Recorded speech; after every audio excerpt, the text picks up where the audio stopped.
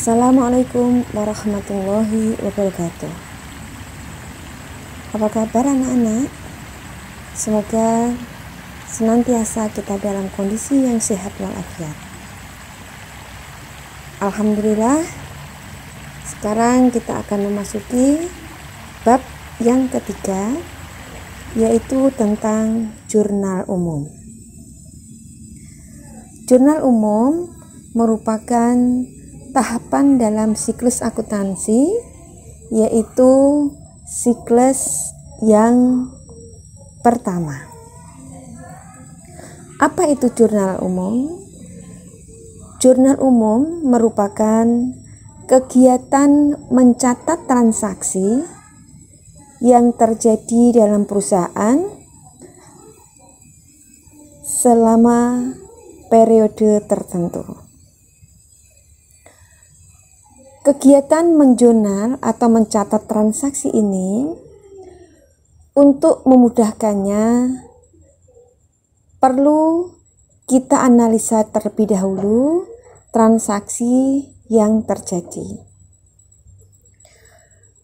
Menganalisa transaksi merupakan kegiatan mengidentifikasi dari transaksi tersebut apakah menyebabkan akun-akun itu menjadi bertambah atau menjadi berkurang. Dalam mencatat transaksi ke dalam jurnal umum ada dua sisi atau dua kolom, yaitu kolom debit dan kolom kredit.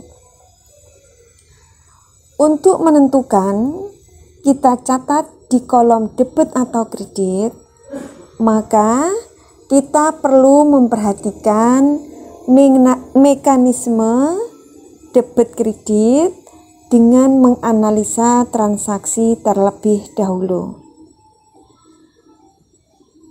Mekanisme debit kreditnya adalah sebagai berikut. Akun dikelompokkan menjadi 5 macam akun, yaitu akun harta, akun utang, akun modal, akun pendapatan, dan akun beban. Perubahan akun-akun tersebut perlu kita catat di kolom debit dan kredit dengan mekanisme sebagai berikut. 1. Harta. Apabila harta mengalami penambahan, maka kita catat di kolom debit. Jika berkurang, kita catat di kolom kredit. Yang kedua, akun utang. Apabila utang bertambah, maka kita catat di kolom kredit. Jika berkurang, kita catat di kolom debit. Yang ketiga, akun modal. Jika modal bertambah, dicatat di sisi kredit. Jika berkurang, dicatat di sisi debit. Yang keempat, akun pendapatan. Jika pendapatan bertambah, kita catat di kolom kredit. Jika berkurang, kita catat di kolom debit. Yang terakhir, akun beban. Jika beban bertambah, kita catat di kolom debit. Jika berkurang, kita catat di kolom kredit. Nah, bagaimana cara mempraktekannya? Kita buatkan satu contoh. Ada satu transaksi, misalnya membeli perlengkapan secara kredit.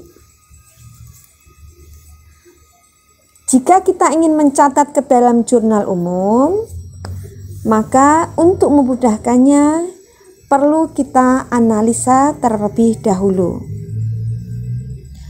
Bagaimana analisanya? Kita lihat transaksi membeli perlengkapan, maka akan menyebabkan perlengkapan tersebut menjadi bertambah. Perlengkapan termasuk akun harta, maka perlengkapan tersebut kita catat di kolom debit. Yang berikutnya, untuk menjurnal harus ada keseimbangan antara debit dan kredit. Artinya, setiap kita mendebit harus diikuti dengan mengkredit dengan nilai angka yang sama. Tadi kita sudah mendebit perlengkapan sejumlah yang kita beli.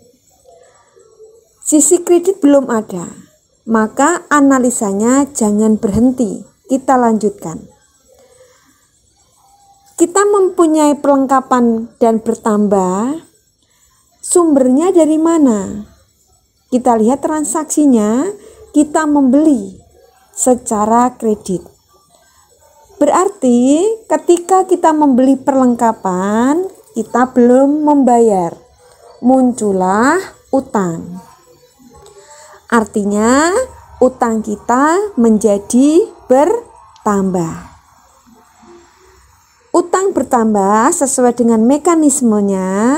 Apabila bertambah, kita catat di kolom kredit. Maka kita tulis utang di sebelah kredit. Sehingga kalau kita masukkan ke dalam kolom jurnal umum akan nampak sebagai berikut. Tanggal kita isi sesuai dengan transaksi, misalnya tanggal 2 Januari.